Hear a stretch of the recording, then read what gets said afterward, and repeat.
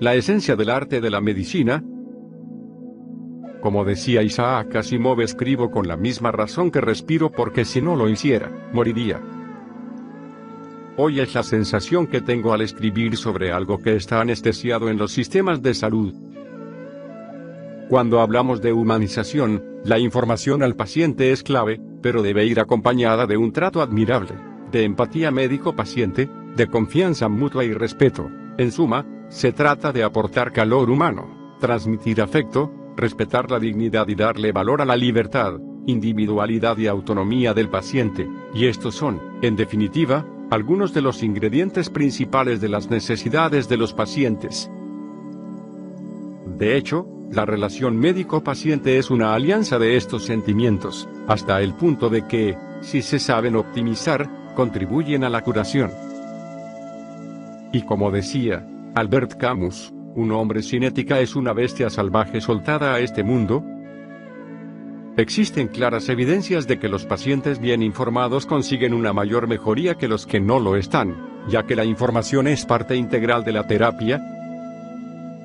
Por este motivo, los pacientes tienen el derecho fundamental de recibir una información de calidad, oportuna y accesible, que es esencial para apoyar, a lo largo de todo el proceso, el tratamiento de su enfermedad. En una palabra, un paciente informado es un paciente más sano, y como decía Confucio, aprender sin reflexionar es malgastar la energía. En este sentido, saber escuchar bien es la esencia del arte de la medicina. Es la parte más difícil de superar, la más compleja de aprender. Cuando no se escucha, las consecuencias son muy importantes. Debemos saber optar por mirar al ordenador o mirar a los ojos del paciente y de hecho, uno de los grandes errores que se cometen en la práctica médica es la costumbre de interrumpir al paciente 15 segundos después de que haya empezado a explicar lo que le pasa. Debe recordarse a este respecto un aforismo fundamental: si todo lo demás fracasa, ¿por qué no intentar escuchar al paciente? Así lo expresaba Gregorio Marañón, de cuyas obras me he impregnado gracias a la insistencia y el ejemplo de mi padre, genio y figura hasta la sepultura. Pero como decía Cernuda, el hombre muere para que nazca el héroe. En definitiva, más información, mejor trato y tratamientos innovadores son los tres pilares de la satisfacción de los pacientes. Me atrevería a decir que es preciso fomentar tratamientos a la carta, personalizados y adaptados a las necesidades de cada paciente, y como decía Anatole France, la moral descansa naturalmente en el sentimiento. Como podemos observar, para humanizar es necesario un cambio de paradigma y caminar hacia un modelo que ponga en valor al ser humano, que conceptualice las diferentes dimensiones que constituyen al paciente como persona, como un ser biopsicosocial, y como decía Séneca, admira a quien lo intenta, aunque fracase. Nuestras palabras tienen el poder de crear y el poder de destruir, y el verdadero paradigma, en la relación médico-paciente, lo constituye el poder de la palabra, donde el vocabulario que empleamos, las palabras que decimos, nuestra forma de hablar, nuestra actitud positiva o pesimista, se quedan enganchadas en la mente y corazón del paciente, hasta el punto que con nuestra boca decretamos el futuro del paciente, y a partir de ese momento puede cambiar la vida del paciente, para bien o para mal. En conclusión, las palabras no se las lleva el viento y hay que tener mucho tacto a la hora de comunicarnos con el paciente. Debemos tener presente que el propio Hipócrates codificaba el arte de curar en 4 características: ante todo, jamás inquietar, siempre que sea posible, suavizar, a veces, curar, pero siempre, tranquilizar, y como decía Marilyn Monroe, la vida es corta, sonríele a quien llora, ignora a quien te critica y sé feliz con quien te importa. Otro aspecto esencial de la actuación del médico es la gestión emocional del paciente, y de hecho el ánimo es la más sana medicina, como decía Salomón. Para ello, debemos manejar con mucho tacto las emociones del paciente, como un aspecto esencial que influye de manera decisiva en el proceso de salud-enfermedad. Me refiero claramente a la capacidad de comunicación y, en concreto, a las habilidades del médico para informar y motivar al paciente, y para ello al transmitir la información al paciente se debe proceder con gran rigor, con un diagnóstico claro que, al mismo tiempo, aporte soluciones, es decir, el tratamiento más adecuado, personalizado y basado en evidencias científicas, y como decía Cicerón, fuerte es el peso de la propia conciencia. No obstante, el punto de partida para poder curar es la intencionalidad del médico. Es esencial una práctica clínica centrada en la curación, con los 5 sentidos, de acuerdo con los criterios de Severo Ochoa, Premio Nobel de Medicina. Así vislumbraremos la realidad, ya que los problemas que exponen los pacientes ante sus médicos son normalmente resultado de la vida misma, de un estrés crónico derivado de encontrarnos en un estado de alerta permanente, expuesto a factores de riesgo, sujetos a shocks emocionales, y en algunas ocasiones inmersos en crisis personales. De hecho, al menos un 80% de los problemas que plantea un paciente al médico son triviales, es decir, no se trata de cáncer ni de ataques al corazón, sino de dolencias que se curan con el paso del tiempo, como decía Hipócrates.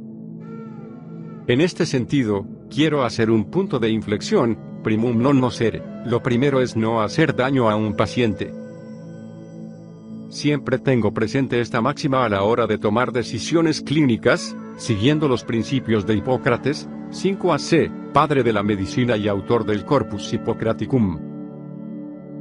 El principio hipocrático debe ser el core de nuestra praxis médica. Es de tanto sentido común que, cuando lo aplicamos, evitamos numerosos problemas y minimizamos el riesgo en nuestras actuaciones médicas. Máxime en unos días en que los médicos hemos de vivir atrincherados en un sistema de medicina defensiva que constituye un verdadero calvario y que no debería condicionar nuestro único objetivo: curar. Por ello, cada día coincido más con Nietzsche, que pensaba que el poder lo tiene quien pone los valores con los cuales actuamos. Una idea muy ligada a la forma de actuar del médico es la idea de su imagen de fortaleza, de su carisma, de la posibilidad de hacerse presente, de ser afectuoso y respetuoso con el paciente. Aristóteles y Santo Tomás de Aquino caracterizan al médico con personalidad, al médico con alma, y que marca una impronta en la consulta médica. Si todas estas virtudes se conjugan con la intencionalidad del médico, habremos encontrado el camino hacia la excelencia médica, y como decía Dante, quien sabe de dolor, todo lo sabe. Todos estos aspectos los hemos ido divulgando en el Congreso Europeo de Pacientes, Innovación y Tecnología, que desde hace varios años presido y donde hemos logrado crear una corriente de opinión encaminada a la satisfacción de los pacientes, porque como decía Sófocles, la verdad puede más que la razón. En este marco luchamos por rescatar todos los principios éticos y tomar como base la humanización de la medicina y unirlos a las innovaciones tecnológicas tanto en pruebas de imagen médica, como en procedimientos terapéuticos. Este arsenal diagnóstico y terapéutico confirma la gran revolución experimentada por la medicina, lo que permite al médico un abordaje del paciente con más probabilidades de éxito en la curación, y como decía Nelson Mandela, no es valiente aquel que no tiene miedo sino el que sabe conquistarlo. No obstante, vivimos una revolución silenciosa que ha transformado el sistema sanitario desde los cimientos. Se trata de la aparición, ya constatada, de un paciente más informado y, como consecuencia, de una nueva relación del médico con una persona que acude a su consulta con más formación, criterio y conocimiento de la patología que padece. Este paciente experto llega, en ocasiones, en busca de una segunda opinión. Esto significa que el paciente no asume ya un rol pasivo, sino que es copartícipe y corresponsable en la toma de decisiones sobre su enfermedad. Como decía Ortega y Gasset, lo menos que podemos hacer, en servicio de algo, es comprenderlo. Debemos pensar que el paciente se encuentra en una posición vulnerable. Por lo tanto, su esperanza de curarse inspira esa entrega, hasta el punto de que, en esta comunicación asimétrica, los galenos somos vistos con devoción. En este aspecto se fundamenta el rol mágico que desempeñamos los médicos, por el cual la confianza, la devoción y la fe penetran en lo más profundo de la intimidad de los pacientes, y como decía Mateo Alemán, el deseo vence al miedo, atropella inconvenientes y allana dificultades. En este sentido el paciente se ha empoderado y, por tanto, tiene el derecho a ser escuchado e informado, a tener un diagnóstico, a recibir un informe clínico, a acceder a su documentación clínica, a un consentimiento informado, a la autonomía en sus decisiones, a un testamento vital y, por supuesto, a la confidencialidad, y como decía Sócrates, la buena conciencia es la mejor almohada para dormir. Asimismo y por su parte, ha de ser respetuoso con sus deberes, respetar las normas y procedimientos y utilizar racionalmente los recursos sanitarios, y como decía el Dalai Lama, si nuestra mente se ve dominada por el enojo, desperdiciaremos la mejor parte del cerebro humano, la sabiduría, la capacidad de discernir y decidir lo que está bien o mal. Bajo mi punto de vista, otro aspecto esencial es la libre elección de médico y hospital para que los pacientes puedan elegir su facultativo y su centro sanitario. Es importante asimismo que todos los pacientes puedan tener el acceso a tratamientos innovadores y a nuevas tecnologías, potenciar una educación terapéutica que contribuya a la adherencia a los tratamientos. Pero como decía Napoleón, la batalla más difícil la tengo todos los días conmigo mismo. Por otra parte, debemos ser conscientes que las personas enfermas viven con malestar determinadas situaciones, que son las reclamaciones más habituales y que es necesario subsanar: las listas de espera, la poca atención, el trato inadecuado, la falta de claridad en la información, la seguridad y los tiempos tan cortos de la consulta médica. Pero como decía Gregorio Marañón, nadie más muerto que el olvidado. Para lograr la humanización de la medicina, no se trata de modificar la estructura de los servicios, sino su funcionamiento. Se ha producido un cambio en la demanda de los pacientes a la que los profesionales sanitarios debemos dar respuesta con la máxima eficiencia y seguridad. El objetivo es la mejora continua. Si perfeccionamos nuestros resultados y mejoramos la percepción del servicio, lograremos incrementar el valor para el paciente. Si a esto se suma una reducción de los costes, se creará un valor para toda la sociedad, y como decía Séneca, lo que la razón no consigue, lo alcanza a menudo el tiempo.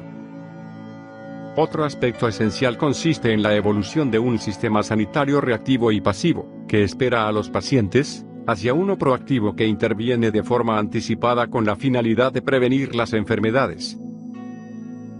Este cambio implicará un traslado progresivo de parte de la actividad asistencial que se realiza en los hospitales y centros de atención especializada hacia una provisión de cuidados con mayor peso en el nivel de atención primaria, en la medida de lo posible en el propio domicilio, y como decía Isaac Asimov, nunca permitas que el sentido de la moral te impida hacer lo que está bien.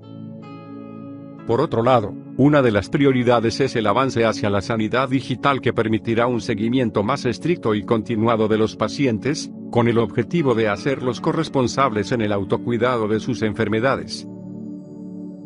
En este sentido, las tecnologías innovadoras tendrán un papel primordial como elemento estratégico, ya que es preciso acercar el sistema al paciente con instrumentos como la historia clínica electrónica.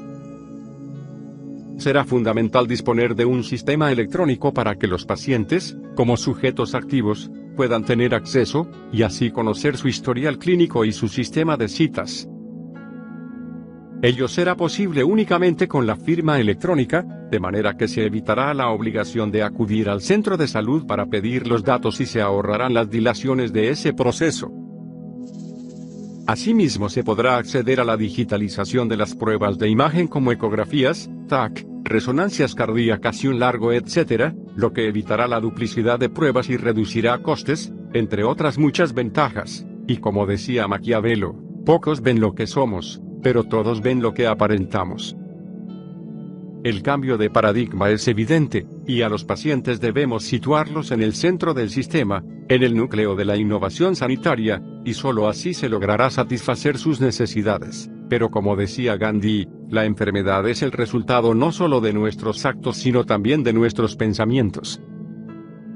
El camino que me ha llevado hasta estas reflexiones ha sido posible gracias al Dr. Bernard Law, un cardiólogo y Premio Nobel de la Paz, que en el año 1997 me transmitió los principios y valores que constituyen los cimientos de mi actividad profesional y que deseo compartir, y siempre tengo presente lo que decía Horacio: la virtud es el punto medio entre dos vicios opuestos.